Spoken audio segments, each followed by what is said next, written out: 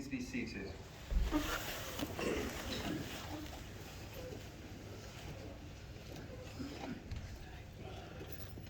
Welcome.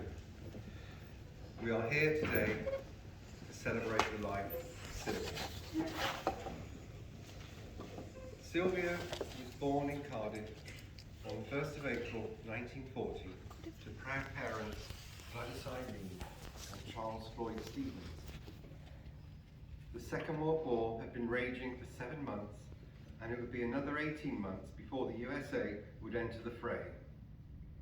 Britain stood alone. It was to this backdrop that Sylvia began her long life. She was to be the youngest of 2 sisters. Her older sister Philippa is now 85. The family moved to Southampton in the early 50s when Gloria was 10 years old after her dad Charles died prematurely. She attended Foundry Lane School, Southampton, and was a good student. However, like most young people in those days, she left at just 15, primarily to look after her mum, Gladys. Sylvia soon secured a job at Woolworths, the huge American chain that once had thousands of shops for over 100 years until its demise in 2009. A company that offered a start in working life to countless young people until internet commerce took its toll. It was at this time in Southampton's Central Woolies that she met a handsome young man called Aroni. He fell in love at first sight, but I hear that Sylvia took a little longer.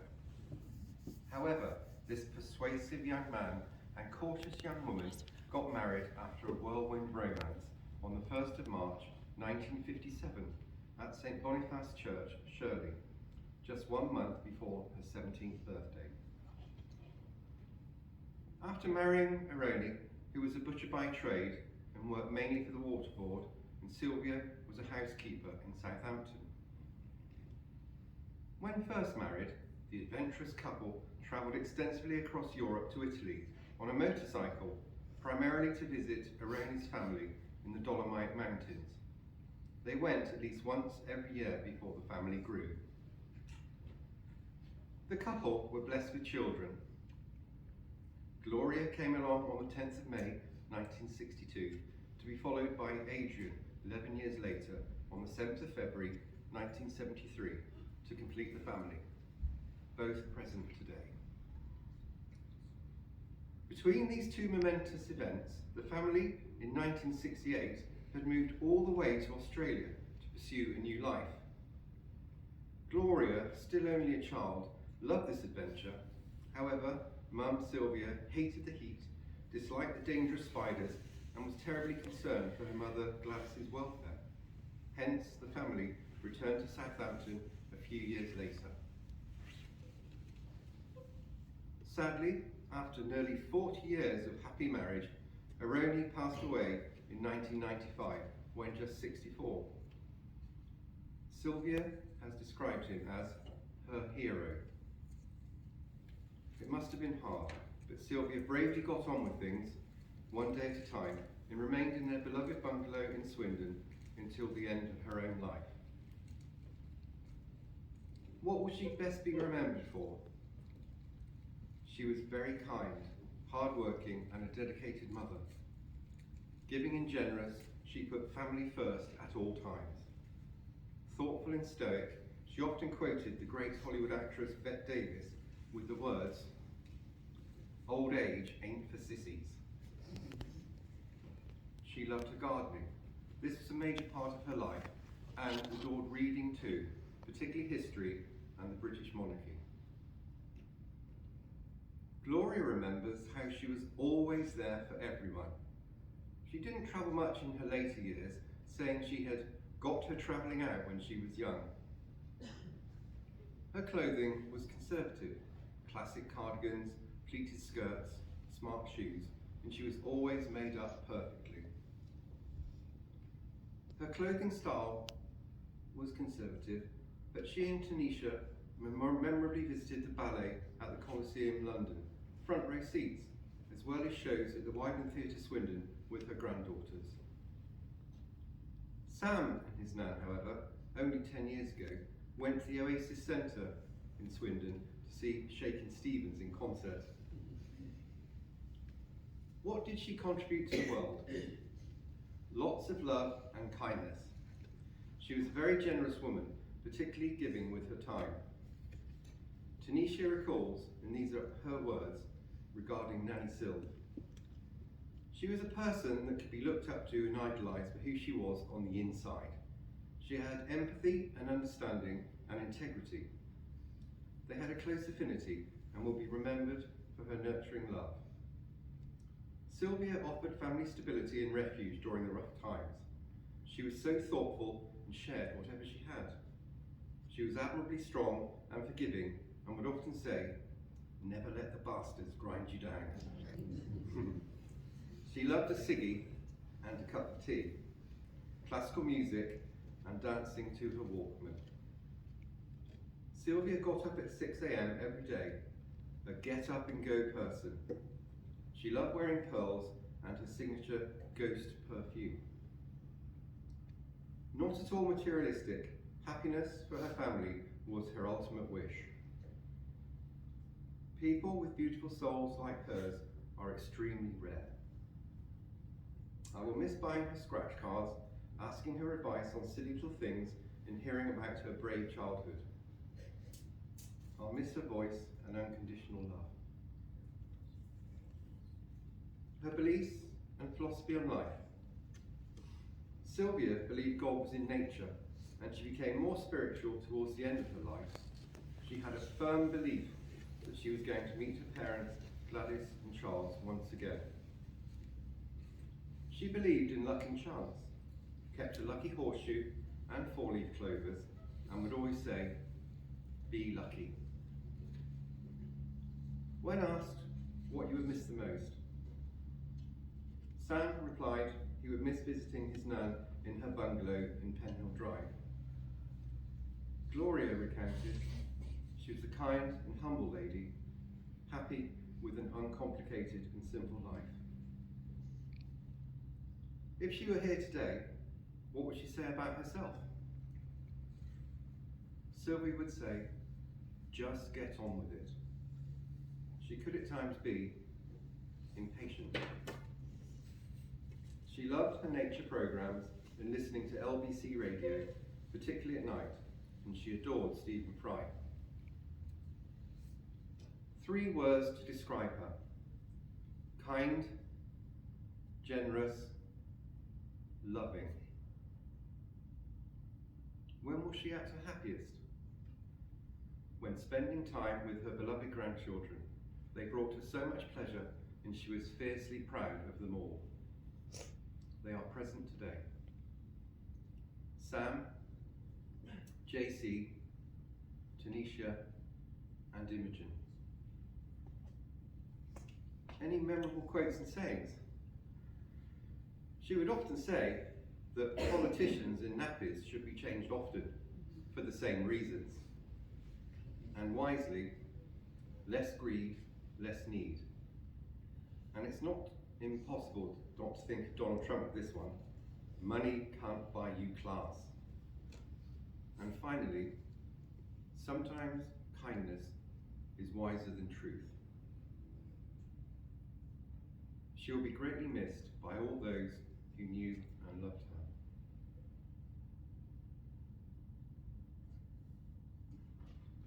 Now I would like to invite Imogen up to speak.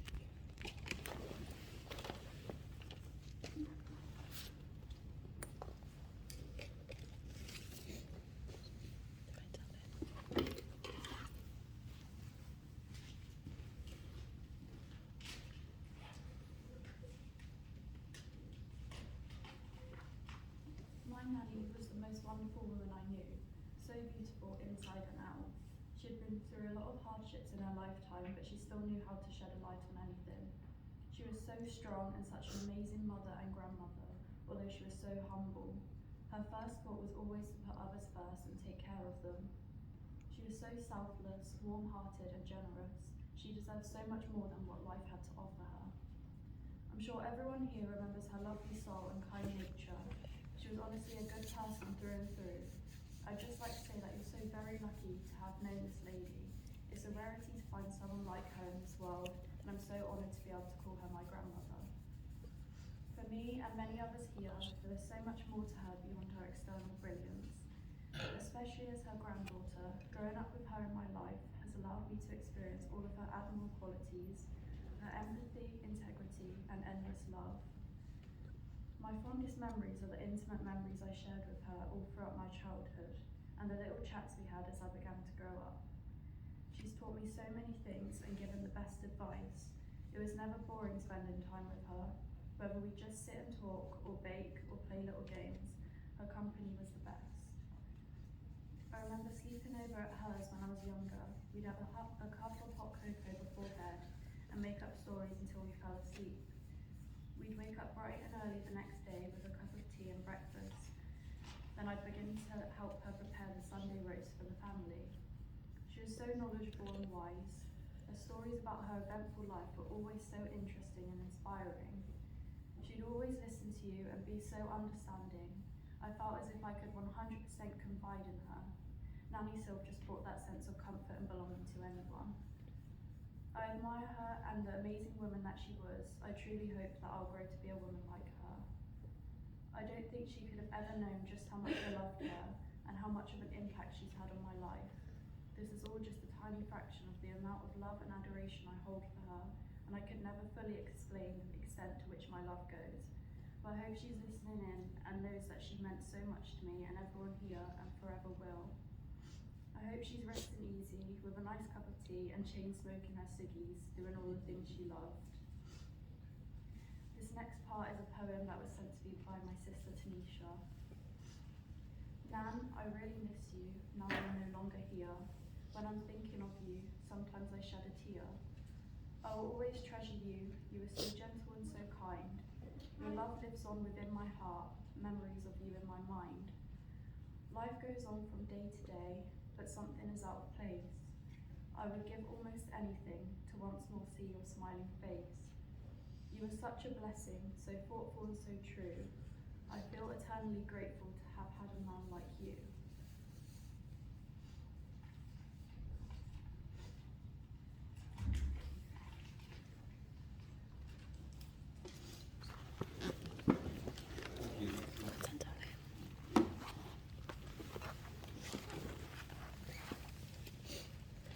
We now have some time to reflect on all that Sylvia meant to you personally as we listen to one of her favourite songs, Edith Piaf's No Regrets.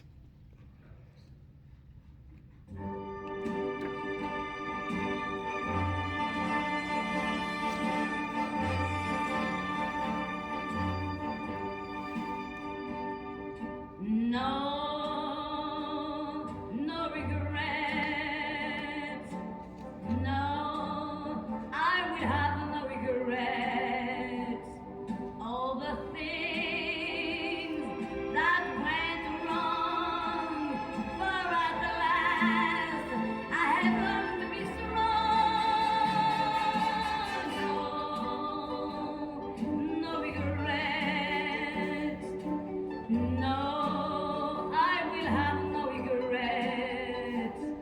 For the grief doesn't last, it is gone. I've forgotten the past and the memories I had. I no longer desire both the good and the bad. I have flame in the fire, and I feel in my heart that the seed has been sown. It is something quite new. It's like nothing I've known. No regrets. No, I will have no regrets. All the things that went wrong, for at the last I have learned to be strong. No regrets.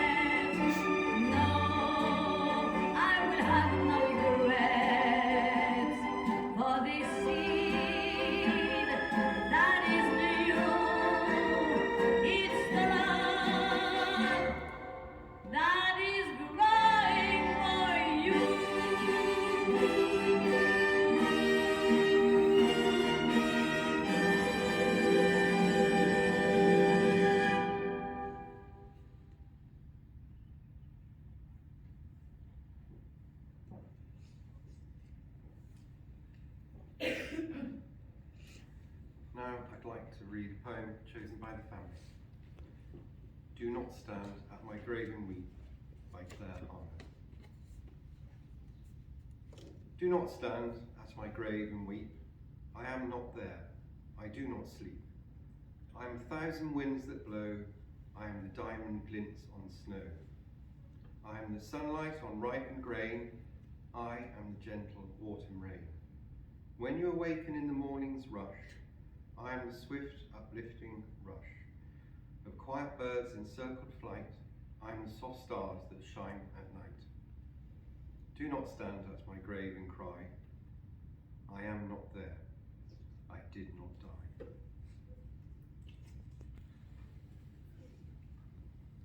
Now comes the time when we get ready to say goodbye to Sylvia, as we tenderly commit her body for cremation.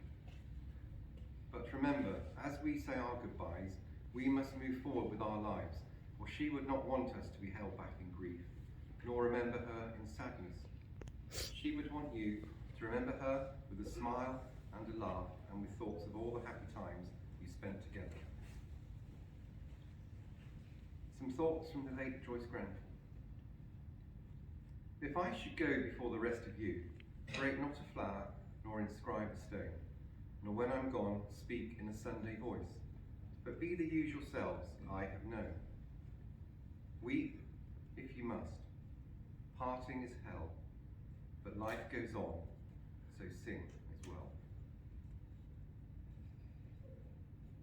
We all know that there comes a time for everyone where we have to say goodbye, but the ones we love and who love us never truly leave us. Could you please stand for the committal?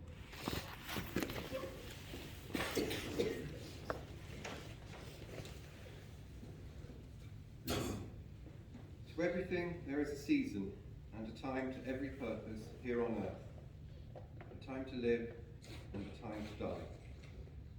In sadness at her death, but with profound appreciation for her life, we remember and acknowledge the significance and value Sylvia brought to your lives. You have your own precious memories of Sylvia, and those are yours to keep and cherish forever. They cannot be changed by time or circumstance. There is sadness in our hearts as we bid goodbye to Sylvia, but also a deep gratitude for your life, and you shall never be forgotten. Sylvia, go forth from this world knowing that you are loved beyond measure, that you will be missed more than words can express, and you will always be cherished, as love never ends. But now is the time to say goodbye, as we commit Sylvia to be cremated, and so we commit a memory into our hearts for the rest of our days. We leave Sylvia in peace, and with great respect, we bid her farewell. Please be seated.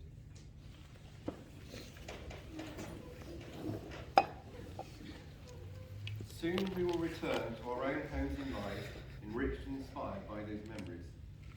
In quiet times, you may hear her footfall on your path. Before we listen to Sarah Brightman and Andrea Bocelli sing Time to Say Goodbye to send us on her way and take our leave, we can think once more of all that Sylvia brought to our lives. Sylvia, may the light shine forth on you and those who love and care for you. May you forever be blessed as your spirit travels on, and may you come to the end of your journey now in gentleness and joy. Before I close, a quick announcement. There will be a small reception at Mum's bungalow after this service, and all are welcome.